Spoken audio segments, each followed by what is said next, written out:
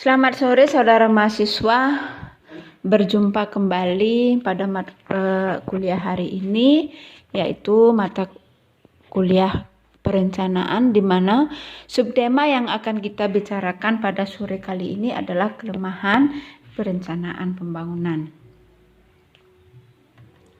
Menurut Undang-Undang Nomor 25 Tahun 2004 tentang Sistem Perencanaan Pembangunan Nasional atau Undang-Undang Sistem Perencanaan Pembangunan Nasional, ada beberapa kelemahan di dalam perencanaan pembangunan.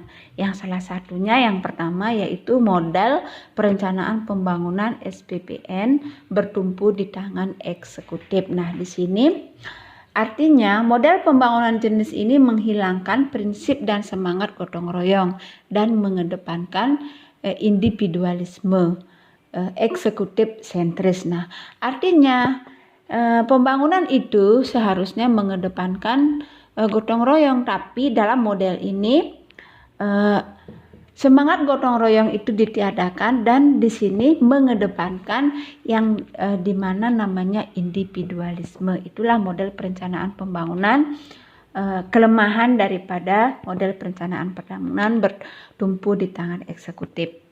Yang kedua, substansi RPJM berbeda. Nah, artinya kendati pun ada substansi RPJM rencana pembangunan jangka menengah berbeda atau yang dikurang atau lebih luas yang ditetapkan dalam RPJP, tetapi tidak ada satupun ketentuan di dalam Undang-Undang Dasar Negara Republik Indonesia 1945 atau undang-undang lainnya yang melarang hal itu. Nah, itu ya kelemahan yang kedua. Kelemahan yang ketiga, perbedaan implementasi RPJM nasional dan RPJM daerah. Nih artinya terdapat fakta bahwa visi misi dan program kerja kepala negara yang terpilih ternyata dalam beberapa hal berbeda dengan visi misi di program kerja kepala daerah terpilih. Maka terdapat perbedaan implementasi rencana pembangunan jangka menengah nasional dan rencana pembangunan jangka menengah daerah. Itulah kelemahan dari yang ketiga, yaitu perbedaan implementasi RPJM nasional dan RPJM daerah. Dan kelemahan yang keempat yaitu tidak ada kewajiban untuk melanjutkan program. Artinya, presiden atau kepala daerah penggantinya tidak ada kewajiban untuk melanjutkan program pembangunan yang telah atau sedang dijalankan, tetapi belum sempat selesai oleh presiden atau kepala daerah sebelumnya. Artinya, program-program yang sudah dijalankan itu tidak ada kewajiban untuk melanjutkan program-program yang sudah terlaksana itu. Itulah kelemahan daripada perencanaan pembangunan menurut Undang-Undang Nomor 25 Tahun 2004. Di samping itu ada kelemahan-kelemahan yang lain juga dari perencanaan pembangunan, yaitu pertama, pembangunan kurang merata. Artinya, pembangunan kurang merata ini bisa dilihat melalui indeks koefisien Gini. Dalam bahasa sehari-hari sering kita dengar dan dijuluki dengan istilah bagaimana kita melihat di masyarakat bahwa yang kaya akan semakin kaya dan yang miskin akan semakin miskin. Itulah pembangunan yang kurang merata. IPM masih rendah. Indeks pembangunan manusia masih rendah.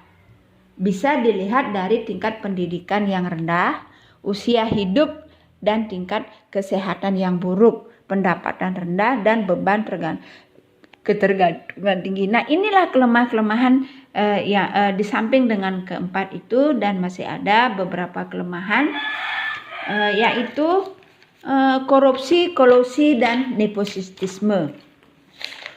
Nah, di sini korupsi, kolusi dan nepotisme merajalela di kalangan stakeholder Indonesia berada di tingkat ke-88 negara terkorup versi Corruption Perception Index. Nah, itulah mengapa negara kita bisa termasuk 88 negara dari negara terkorup. Nah, kita bisa lihat bagaimana situasi di negara kita sehingga dari versi Corruption Perception Index itu bisa memberikan penilaian bahwa negara kita adalah berada di peringkat ke-88 dari negara terkorup. Nah, itu. Terus yang keempat, pembangunan mengancam lingkungan. Nah, artinya pembangunan mengancam kelestarian lingkungan. Walaupun peraturan mengenai pembangunan infrastruktur sudah dibuat, namun dalam kenyataannya masih banyak pelanggaran yang malah terkesan dibiarkan. Nah, kita sudah sering melihat bagaimana pelanggaran-pelanggaran di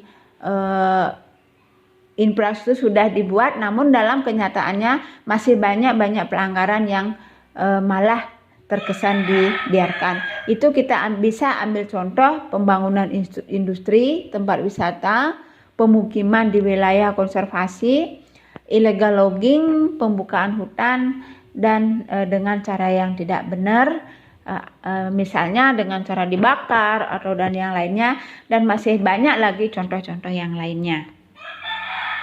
Nah, kendati pun ada kelemahan-kelemahan yang kita temui, tetapi dari kelemahan itu ada juga kelebihan yang kita bahas di sini.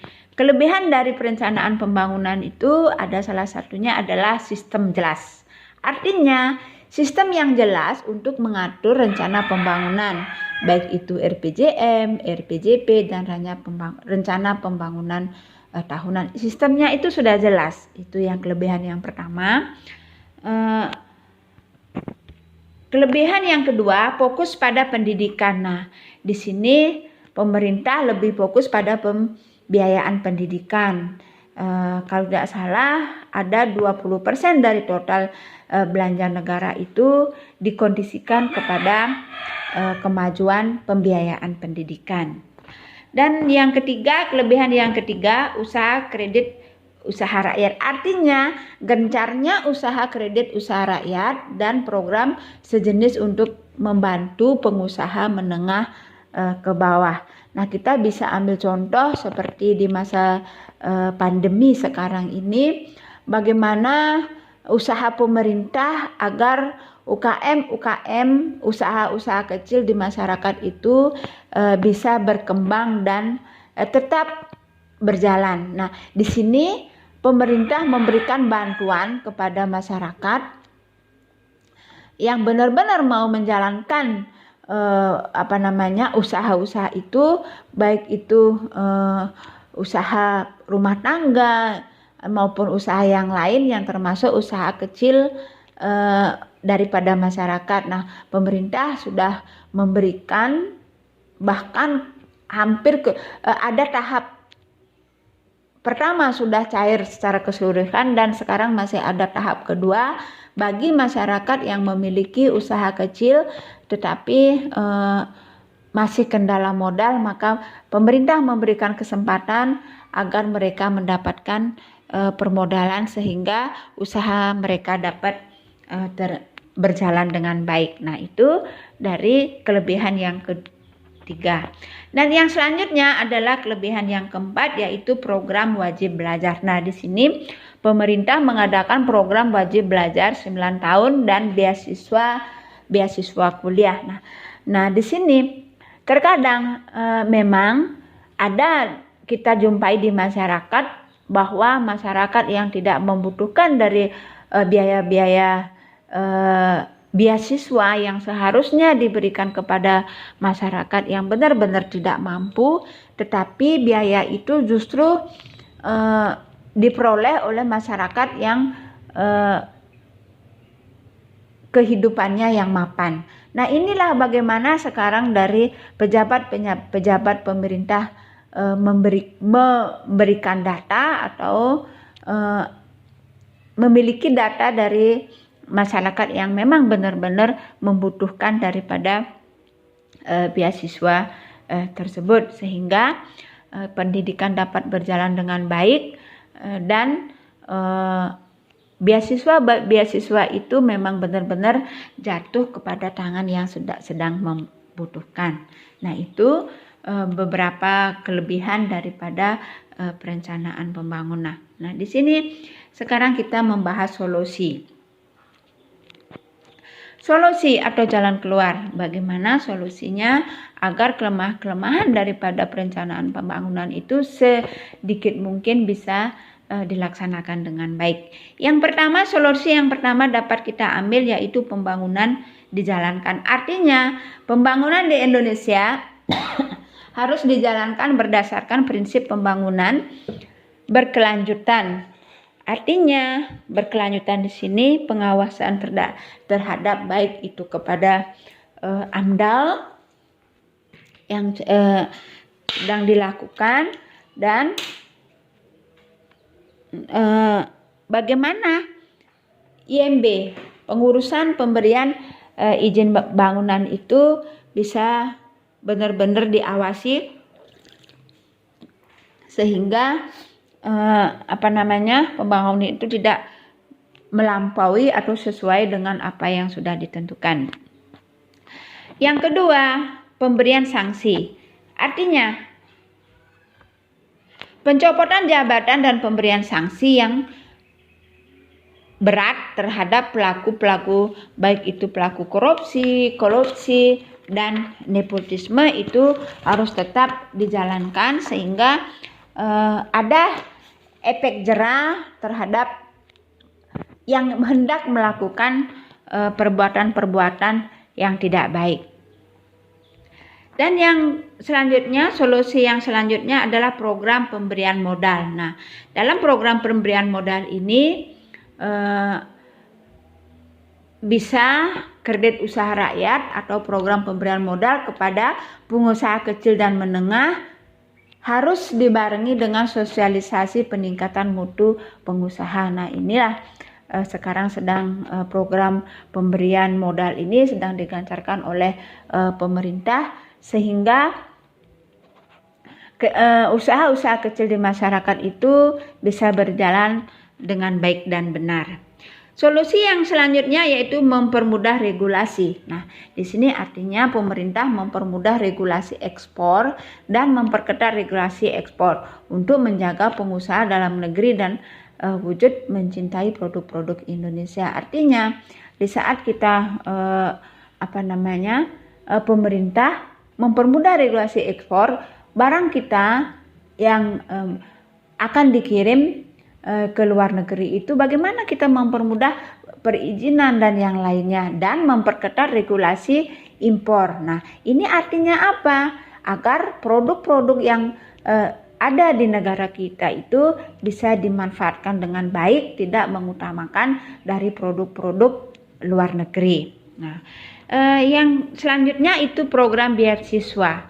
Program beasiswa tetap dipertahankan guna membantu anak-anak dari keluarga tidak mampu terus belajar dan meningkatkan kualitas hidupnya melalui dunia pendidikan. Nah, ini juga harus dipikirkan oleh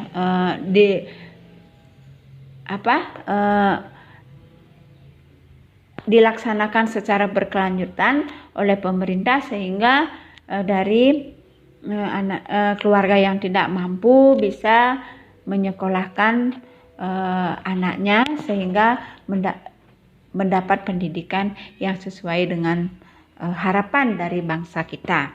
Dan yang terakhir adalah peningkatan sarana dan prasarana. Nah, di dalam peningkatan sarana dan prasarana ini tentunya ada beberapa hal yang ada di dalamnya, baik itu sarana kesehatan, itu misalnya tenaga medis dan yang memadai, sarana yang memadai di setiap pelosok negeri itu gunanya menaikkan usia harapan hidup. Artinya masyarakat mendapatkan penanganan di saat mereka mengalami suatu kesusahan dalam kesehatan dan menurunkan tingkat kematian bagi bayi di Indonesia. Artinya Dari daerah-daerah terpelosok itu di sanalah ditingkatkan adanya sarana dan prasarana yang diutamakan adalah kesehatan, di mana sudah banyak sekali di sini terdapat tingkat kematian bayi di saat dilahirkan. Ini disebabkan karena kurangnya sarana dan prasarana kesehatan, sehingga bayi-bayi tersebut tidak bisa diselamatkan. Nah, itulah materi pada hari ini, baik itu kelemahan dari perencanaan pembangunan, kelebihan, dan solusi apa yang bisa dijalankan untuk mengatasi daripada kelemahan daripada perencanaan pembangunan tersebut. Baiklah, sampai di sini pertemuan kita pada sore hari ini. Sampai bertemu kembali pada subtema yang selanjutnya, dan selamat sore.